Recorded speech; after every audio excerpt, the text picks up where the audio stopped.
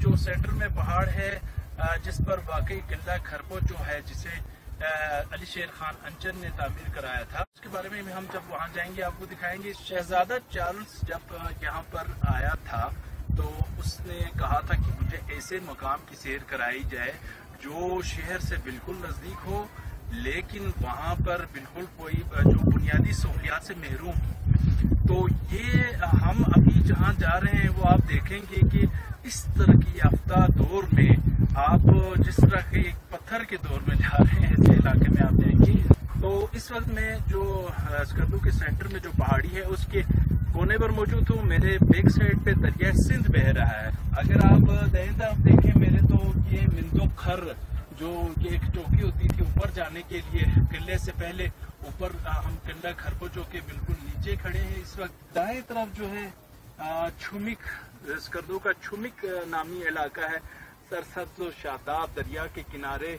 छुमिक बल्ती जबान में, यहाँ के लोकल जबान में चश्मे को कहते हैं। तो उस मकाम पर मौजूद है। तो बहुत खूबसूरत मकामात हैं। शाम हो रही है, कहीं देर ना हो जाए, हम आपको लेके चलते हैं।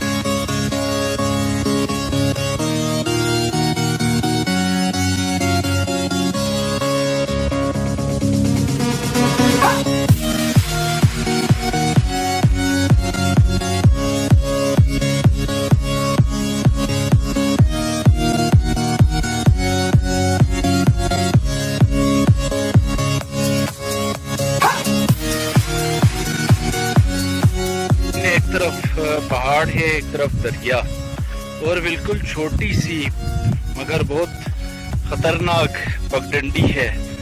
अगर इधर से आपका थोड़ा सा बैलेंस, ये तो अभी मैं आपको थोड़ा रास्ता दिखा रहा हूँ, आगे मजीद तंग हो जाएगी, तो बहुत पुरखतर और रास्ता है। तो आप देख सकते हैं इस तरह की याफ्ता दौर में, हालांकि ये छोटा सा गांव स्कर्दू शहर के बिल्कुल नज़दीक वाक़ है, लेकिन बुनियादी सहूलियात से महरूम।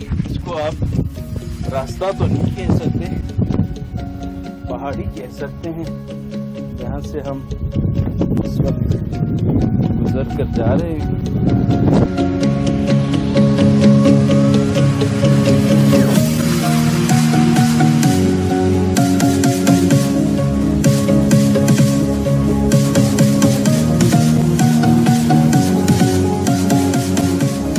आप इस पुल को देख सकते हैं जहाँ पर सिर्फ इस मामूली से एक लकड़ी के पुल से रास्ता बनाया गया है, और कितना ख़तरनाक है। इसके अलावा यहाँ पर कोई उस पर रास्ता नहीं है सिवाय लकड़ी के पुल के।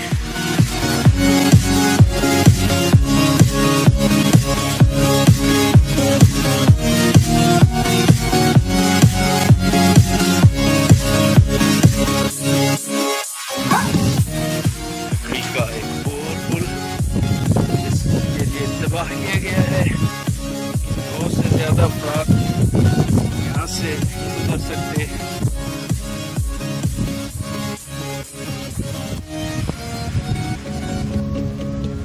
आप खुद तस्वर करें कि आप हवा में सिर्फ लकड़ी की कुर्सियों पर खतरनाक जगह से गुजर रहे हैं।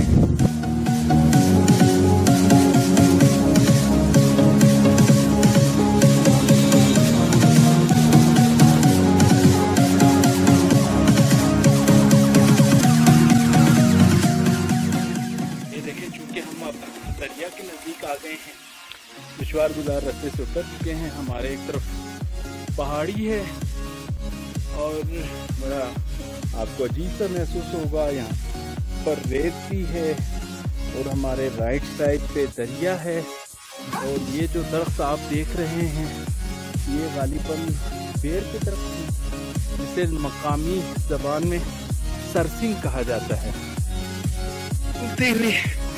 बेहंगम सांसों के साथ हम बिलाखिर इस सहराई रास्ते के ऊपर भी चढ़ चुके हैं। दरिया के साथ रेतले सहरा में देखें ये हवा के बगोले अटकेलियां करते हुए, और उसके साथ खामोश दरिया पहाड़ के साए में। गुरूब आफ्ताब का वक्त करीब है, कहीं पे धूप है कहीं पे छाँव है। और आप देखें दरिया में कितनी खूबसूरत लहरें बन रही हैं।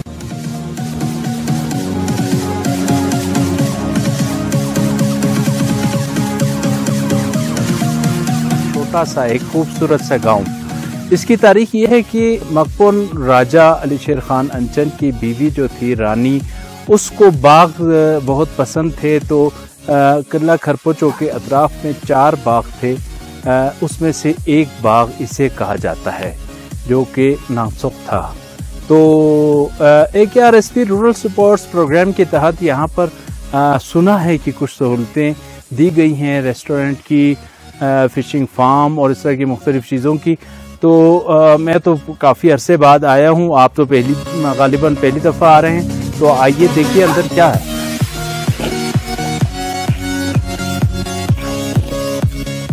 नाजरीन, बहुत मीठा और ठंडा पानी और यकीनन शफा बख्श भी। बहुत प्यारा और बहुत बड़ा चश्मा है ये, जो हैरत अंगेज तौर पर पहाड़ के दामन से निकल रहा है। हालांकि दरिया सिंध हमारे इस तरफ जो छोटा सा गांव है उसके दूसरी तरफ मौजूद है, लेकिन दरिया का ये जो चश्मे का पानी पहाड़ी की दामन से आ रहा है, जो इस पूरे इलाके को सैराब कर रहा है। तो हम इस वक्त मौजूद हैं नामसुख में। ये एक बड़ी खूबसूरत सी जगह है जहाँ पर जा बजा चिनार के दरख्त मौजूद हैं। और ये मेरे पीछे आप देख रहे हैं एक बड़ा चिनार का दरख्त जो अंदर से खोखला है। कहते हैं कि 100 साल के बाद, 1 सदी के बाद ये जलता है। और हमें नहीं मालूम कि ये पता नहीं ये अपने अंदर कितनी सदियों की दास्तानें समेटे हुए है।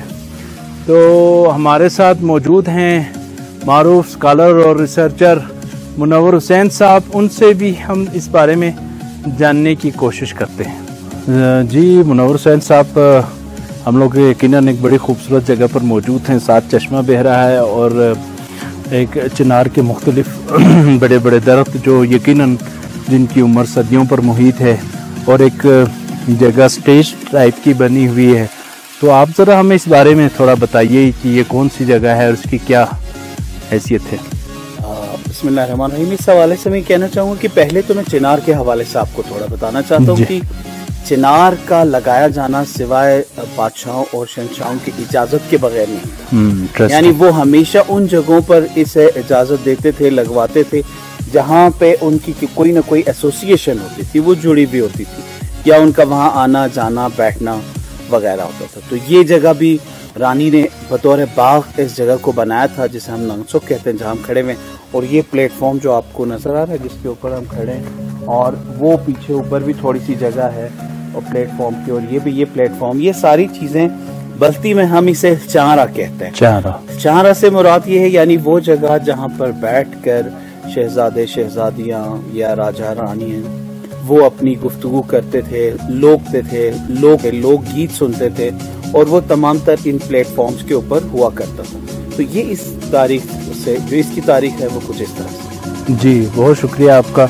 नाज़रीन, आपने देखा चारा के बारे में आपने सुना, और इसके अलावा भी हमने बेशुमार मकामात पर देखा है कि इस तरह के चारा जो है जहाँ पर होती हैं, जहाँ पर बुजुर्ग बच्चे बूढ़े सारे यानी एक इज्तिमा वहाँ पर इकट्ठा हो जाता है, और वहाँ पर बाकायदा कहानियाँ भी सुनाई जाती हैं, एक दूसरे को दास्तानें डिस्कस होते हैं, मामलात मुख्तलिफ़ किस्म के फैसले भी किए जाते हैं, बुज़ुर्गों की बातें सुनी जाती हैं। तो ये बड़ी एक खूबसूरत रिवायत थी जो अब नापेद है। तो हम यहाँ आपको फिर नासुक के बकाया हिस्से दिखाते हैं, आइए देखते हैं।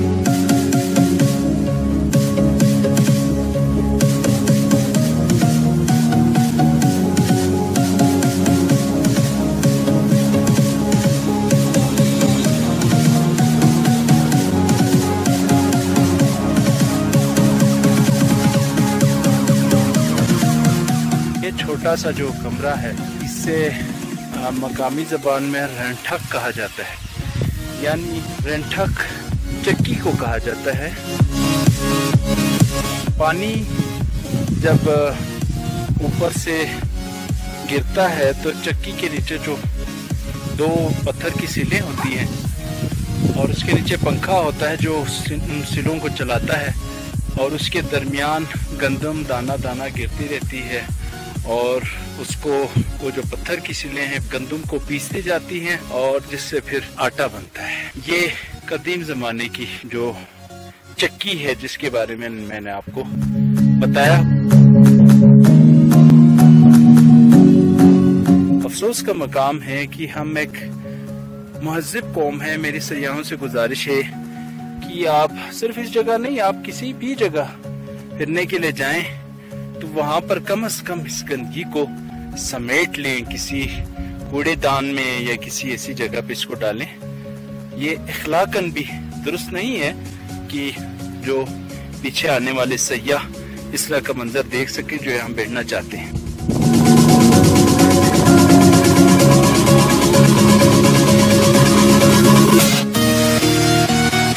गुरूब आफ्ताब का भी मंजर है, शाम के धुंधलके साए हैं।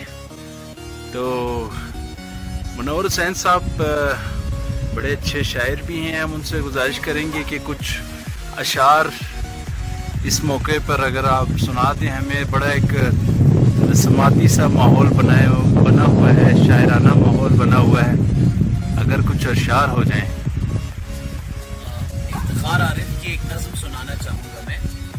इफ्तिखार आरिफ साहब फरमाते हैं कि शाम आ रही है डूबता सूरज बताएगा, शाम आ रही है डूबता सूरज बताएगा, तुम और कितनी देर हो हम और कितनी देर, मिल भी गए वहाँ तो वहाँ और कितनी देर, अब और कितनी देर, ये दश्त ये डर ये खौफ, अब और कितनी देर ये दश्त ये डर ये खौफ, कर दो गुबारे अहद से और कितनी।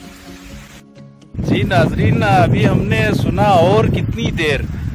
मेरा ख्याल है अब हम सिर्फ थोड़ी ही देर यहाँ पर हैं, क्योंकि अब शाम हो चुकी है, रात होने वाली है और जाने का दिल तो बिल्कुल यहाँ से नहीं कर रहा। दिल कर रहा है कि हम यहीं बैठे शायरी की बातें करें और अच्छी अच्छी बातें करें, द्योब मालाई बातें करें, कहानियाँ सुनाएं और ख़ूबसूरत मनाजिर इस वक्त मौजूद हैं।